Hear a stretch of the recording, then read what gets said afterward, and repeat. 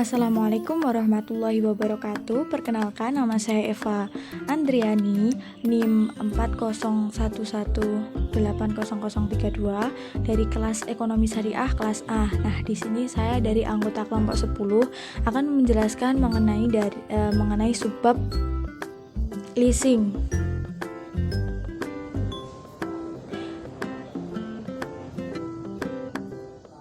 Nah, pada umumnya perusahaan itu memiliki aktiva tetap untuk mendukung operasionalnya. Tetapi bagi perusahaan tersebut yang terpenting adalah kegunaan aktiva tetap tersebut, bukan kepemilikan. Atau aktiva tetap salah satu cara agar perusahaan dapat memanfaatkan aktiva tetap yang diperlukan tanpa harus memilikinya, yaitu dengan leasing.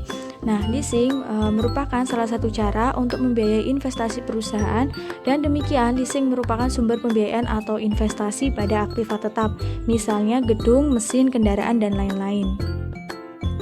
Nah, pihak yang terlibat dalam leasing itu ada dua. Yang pertama yaitu lease adalah perusahaan yang membutuhkan aktiva tetap atau disebut dengan penyewa. Dan yang kedua yaitu lessor adalah lembaga yang memiliki aktiva tetap dan menyewakannya kepada lease, dapat juga berupa suatu lembaga pembiayaan. Macam-macam leasing, yaitu yang pertama operating lease atau sewa operasi. Secara umum menyediakan dua fasilitas, yaitu pembiayaan dan pemeliharaan. Pihak lessor selain menyediakan fasilitas pembiayaan, diharuskan juga memelihara dan merawat aktiva tetap yang disewakan. Biaya pemeliharaan aktiva sering dimasukkan dalam pembayaran lease. Nah, yang kedua yaitu financial of capital lease atau lease keuangan atau modal.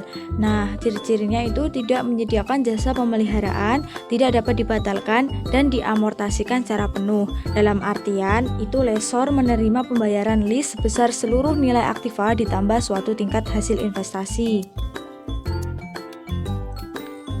Yang ketiga, sale and leaseback, yaitu perusahaan yang memiliki aktiva seperti tanah, bangunan, dan peralatan pabrik menjual aktiva tersebut kepada perusahaan lain dan sekaligus menyewa kembali aktiva tersebut untuk periode tertentu. Yang keempat, lease kombinasi atau combination lease adalah gabungan dari lease operasi dan lease keuangan.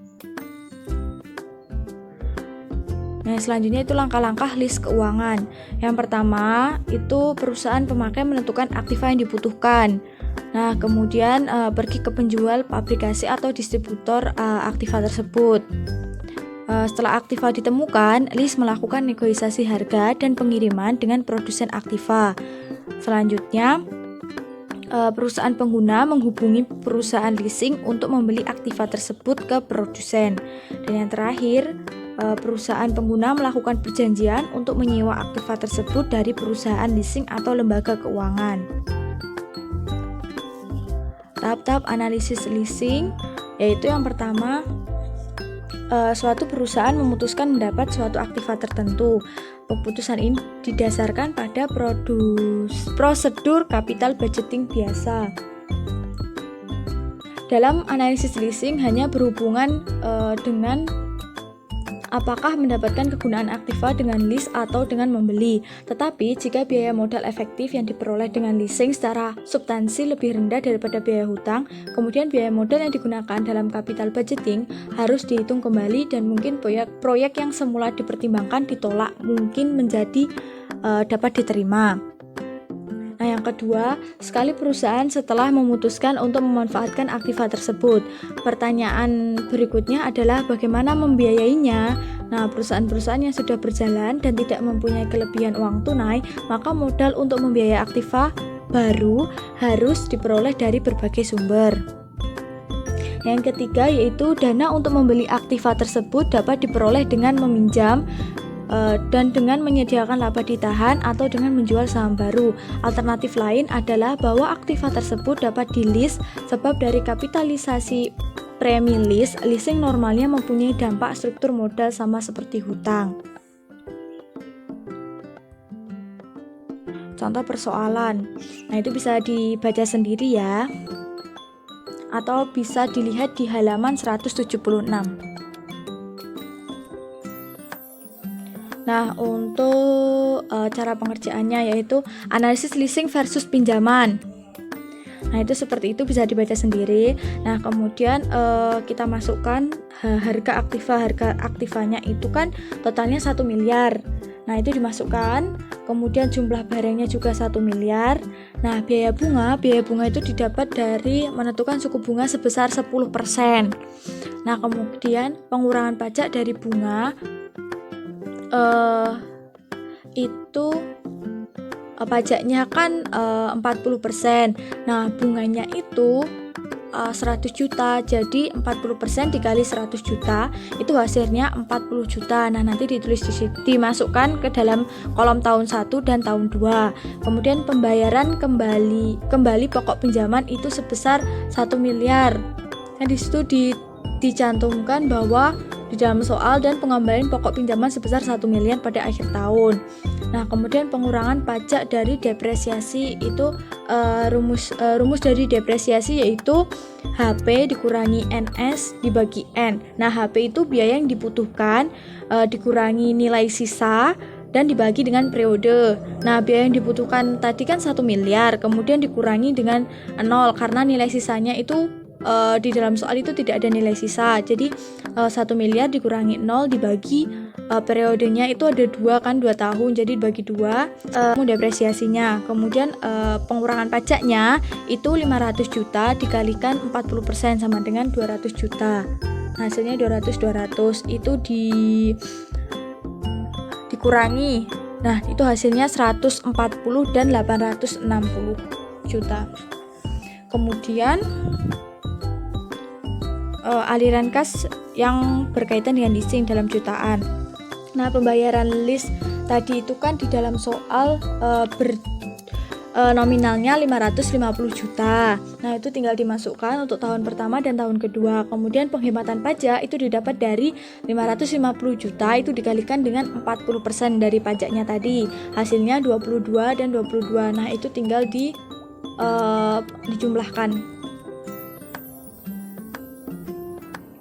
Kemudian untuk membandingkan aliran kas biaya dari pembeli dan leasing, kedua aliran kas harus diperbandingkan dengan basis nilai sekarang. Tingkat diskonto yang digunakan adalah biaya hutang setelah pajak. Untuk PT ABC adalah 10%, Mbak kurang 1 min 0,4 sama dengan 6%, sehingga diperoleh nilai sekarang atas biaya membeli adalah 60,50. Karena leasing mempunyai nilai sekarang dari biaya lebih rendah, perusahaan seharusnya melakukan leasing terhadap aktiva tersebut. Untuk contoh soal yang kedua itu bisa dilihat di halaman 178. Nah, dan itu bisa dibaca sendiri ya. Oke, untuk penjelasannya, harga beli neto itu sudah tertera sebesar 300 juta, tinggal dimasukkan. Dan kemudian biaya pemeliharaan itu didapat dari di soal juga terdapat nominalnya, yaitu perusahaan harus mengeluarkan biaya pemeliharaan sebesar 500 juta setiap awal tahun. Nah, itu tinggal dimasukkan.